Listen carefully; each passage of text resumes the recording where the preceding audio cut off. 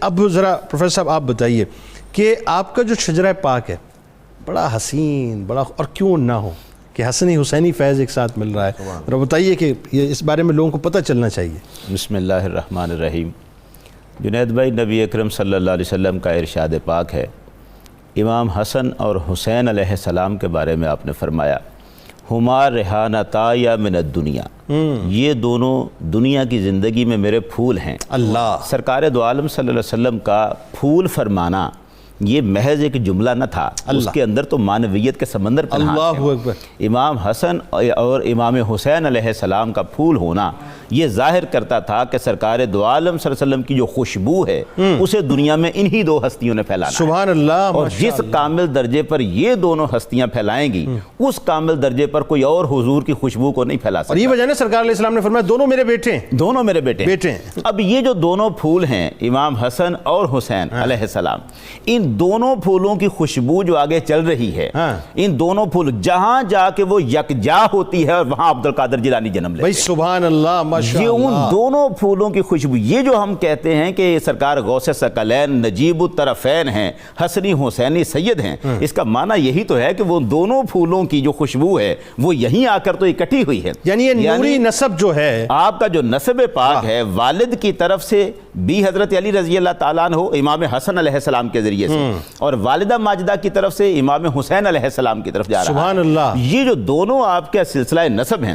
ان کے اندر بھی کمال درجے کے اوصاف ہیں اور کمال نام ہیں۔ مثلا ہم جب آپ کے والد ماجد کی طرف سے آپ کا نسب دیکھتے ہیں تو آپ کے والد ماجد ہیں سید ابو صالح موسیٰ جنگی دوست۔ اس پہ ہم بات کرتے ہیں کہ یہ جنگی دوست والا جو معاملہ ہے یہ شخصیت کیا ہے، لیکن اسی نسب کی بات دیکھیں، یہ سید ابو صالح موسیٰ جنگی دوست، ان کے والد ہیں سید عبداللہ، وہ بیٹے ہیں سید یحییٰ کے، وہ بیٹے ہیں سید داؤد کے، اور وہ بیٹے ہیں سید موسیٰ ثانی کے، وہ بیٹے ہیں سید عبداللہ کے، وہ بیٹے ہیں سید موسیٰ جان کے، اور وہ بیٹے ہیں سید موسیٰ جان عبداللہ محض کے، وہ بیٹے ہیں امام حسن مصنع کے، اور وہ بیٹے ہیں امام حسن علیہ السلام کے، اور وہ بیٹے ہیں سرکار سید علی مرتضیٰ رضی اللہ سبحان تعالیٰ۔ اللہ، ماشاء اللہ۔ یہ آپ کا والد ماجد کی طرف سے، اور والدہ ماجدہ کی طرف آئیں تو وہاں تو ناموں کی ایک اور بہار ہے۔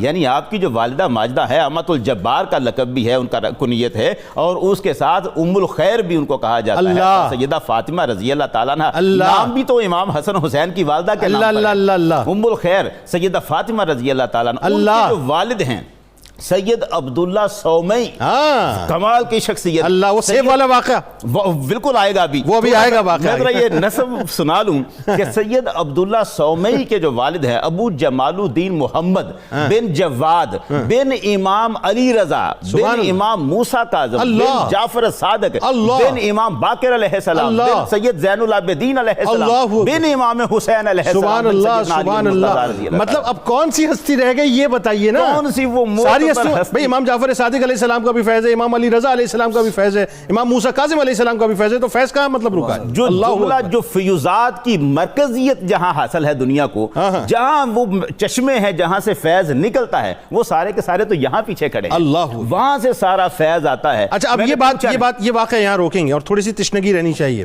میں اگلے موقع پہ جب آپ کی طرف آؤں گا تو یہ سیب والا واقعہ پورا آپ سے میں لوگوں کو انشاءاللہ سنواؤں گا، لیکن اس وقت میں چاہتا ہوں پڑھاتے ہیں، لیکن وہ ایک بات ہے کہ وہ فلیش بیک میں وہ جو سیب والا واقعہ ہے، لیکن اس سے آگے اس واقعے کے بعد یہی تو وجہ ہے نا کہ ابن جوزی علیہ رحمہ جیسے جو ہیں وہ جب آپ کو کال سے حال اور حال سے کال کے حوالے سے ذرا سمجھاتے ہیں کہ حال کیا اور کال کیا ہے، گوشپد انداز رہ جاتے ہیں۔ بتائیے ذرا۔ جی بسم اللہ الرحمن الرحیم۔ اس میں علمی مقام اور تکوینی مقام کی بھی بات ساتھ ساتھ ہو جائے۔ میں عرض کرتا ہوں جنید بھائی، پہلے نمبر پر تو ہم وہاں جو پچھلا واقعہ تھا یہ بڑی عجیب سی بات تھی کہ ابو صالح موسیٰ جنگی دوست ایک سیب کھانے کے بعد یہ سوچتے ہیں کہ یار یہ سیب میں نے کسی سے پوچھا نہیں کس کا ہے، اور وہ تلاش کرتے کرتے عبداللہ سومئی تک پہنچ جاتے ہیں اور کہتے ہیں کہ پتہ چلا ہے یہ آپ کا باغ ہے جس کا یہ سیب ہے گرا ہوا، تو جناب میں نے بلا اجازت کھا لیا ہے، اب میں اس کی معافی کا طلبگار۔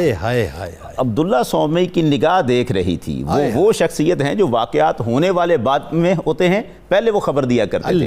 ان کی دور رس نگاہ دیکھ رہی تھی کہ ایک سیب کی خاطر اتنا سفر کر کے آنے والا معافی کا طلبگار یہ معمولی سا انسان نہیں ہے۔ وہاں وہ کنڈیشن رکھ دیتے ہیں کہ آپ اس باغ کی ایک عرصہ رکھوالی کریں اتنا تو پھر معافی ملے گی، کرتے ہیں، اور پھر اس کے بعد میں اس کو مختصر کرتا ہوں، پھر اس کے بعد اگلی شرط رکھ دیتے ہیں کہ اب معافی کے لیے ایک دوسری شرط یہ ہے کہ آپ کو میری بیٹی سے شادی کرنی ہوگی۔ لیکن اس میں ایک جملہ کا ایڈیشن کر دیجئے، وہ کتنا عرصہ گزارا، وہ بھی تو ہے نا بڑا خاص، کہ باغ میں خدمت کتنی کی؟ کئی سال تک وہ باغ کی رکھوالی کرتے رہے، اور پھر اس کے بعد جب وہ کہتے ہیں کہ ایک میری بیٹی ہے جو اندھی بھی ہے، بہری بھی ہے، ہاتھوں سے لنجی بھی ہے، لنگڑی بھی ہے، اس کے ساتھ شادی اگر کرو گے تو پھر تمہیں معافی مل سکتی ہے۔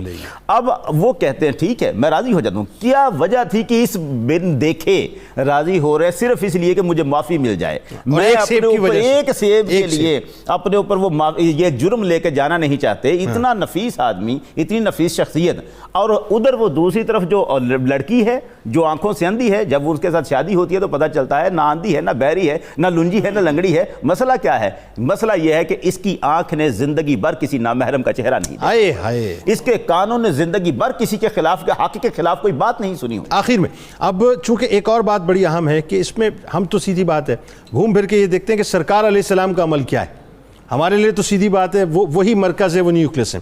تو عشرۂ رحمت کو مجموعی طور پہ رمضان کو کیسے آپ گزارتے تھے اس پہ ہم کسی اور دن بات، لیکن اسپیسیفک جو عشرۂ رحمت ہے سرکار علیہ السلام کا، اس میں کیا عمل ہوتا تھا یہ بتائیے۔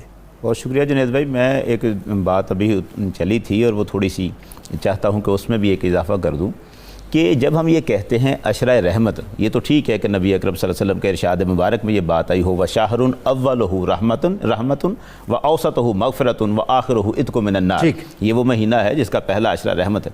لیکن ہمیں جو دعا حضرت آدم علیہ السلام کی قرآن میں ملتی ہے اس کے الفاظ تھوڑے سے مختلف ہیں ترتیب میں۔ ربنا ظلمنا انفسنا وان لم تغفر لنا وترحمنا لنکونن من الخاسرین، ہم نے اپنا نقصان کر لیا ہے، پروردگار ہم نے اپنا نقصان کر لیا ہے، اگر تو ہمیں معاف نہ کرے اور ہم پر رحم نہ فرمائے۔ یعنی ترتیب میں معافی پہلے رکھی ہے اور رحم بعد میں رکھا ہے۔ یہاں پر رمضان میں ترتیب بدل گئی، یہاں مغفرت بعد میں آئی ہے، رحمت پہلے آ رہی ہے۔ اللہ اللہ اللہ اللہ، یعنی یہ بڑی عجیب سی بات ہے بھائی، سبحان اللہ۔ حالانکہ معاملہ تو یہ تھا کہ مغفرت کا تعلق ہے گناہ کو ختم کرنے سے، ایک گناہ کو ختم کر دیا جائے۔ مثلا ایک کپڑا گندا ہے اسے پہلے دھویا جائے پھر اسے آراستہ و پیراستہ کیا جائے، ترتیب یہی ہوگی کہ اسے پہلے سجایا بعد میں جائے، پہلے اسے دھو دیا جائے، بالکل ایسے۔ تو بخشش کی حاجت پہلے ہے۔ لیکن پروردگار کا یہاں نظام رمضان میں الٹ ہو رہا ہے، یعنی ترتیب بدل رہی ہے۔ ترتیب میں یہاں پر مغفرت کا تعلق جو کہ بخشش کا تعلق، گناہ کو ختم کرنے کا تعلق، وہ بعد میں رکھا ہے اور رحمت کا پہلے۔ یہ کیوں ایسا؟ اس لیے تھا رحمت کا مطلب ہے زحمت کو ختم کرنا۔ جو ہی رمضان داخل ہوتا ہے تو پروردگار فرماتا ہے کہ تیرے گناہوں کو میں بعد میں دیکھوں گا، پہلے تیری زحمتوں کو ختم کرنا ہے میں نے، سبحان اللہ، پہلے تیری مصیبتوں کو ختم کرنا ہے میں نے۔ وہ گناہ مصیبتوں کا باعث بنتے تھے، لیکن یہاں پر تیرے گناہوں کا معاملہ ہی بعد میں دیکھا جائے گا۔ پہلا کام یہ ہوگا کہ میں نے تیری مصیبتوں کو اور زحمتوں کو ختم کر دینا ہے۔ تو یہ وہ مہینہ ماہ مبارک ہے۔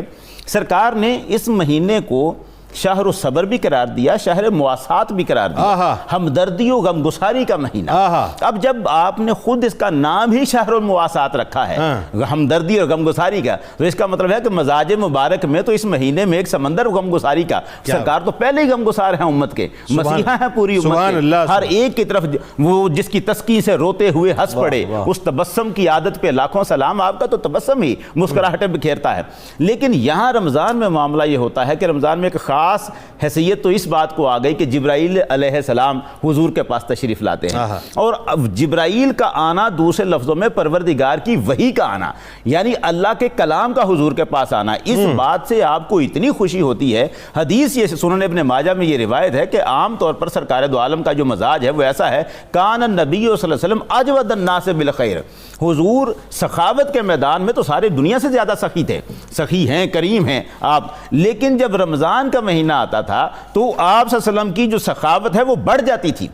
ہینا یلقاہ جبریل، جب جبرائیل آپ سے ملاقات کرتے تھے تو حضور کا جو سمندر ہے سخاوت کا وہ ٹھاٹھے مارنے لگ پڑتا تھا، اور آپ صلی اللہ علیہ وسلم کی جبرائیل سے ملاقات رمضان کی ہر رات میں ہوتی تھی۔ یدارسہ القرآن، جبرائیل حضور کے ساتھ قرآن کا دور کیا کرتے تھے، اور اس کا عالم آپ کے اوپر اثر یہ ہوتا تھا کہ آپ صلی اللہ علیہ وسلم کا مزاج مبارک کان اجود من الریح المرسلہ، تیز چلنے والی ہواؤں سے بھی زیادہ سمندر سخاوت کا ماشاءاللہ ماشاءاللہ۔ تو اس پہلے عشرے میں ہی سرکار کی سخاوت کے وہ سمندر نظر آتے تھے کہ حضور سید عالم صلی اللہ علیہ وسلم کا یہ لوگوں کو دینا، ہمدردیاں بانٹنا، غمگساریاں کرنا۔ بالکل ٹھیک، بالکل ٹھیک۔ آپ تینوں احباب کا بہت شکریہ۔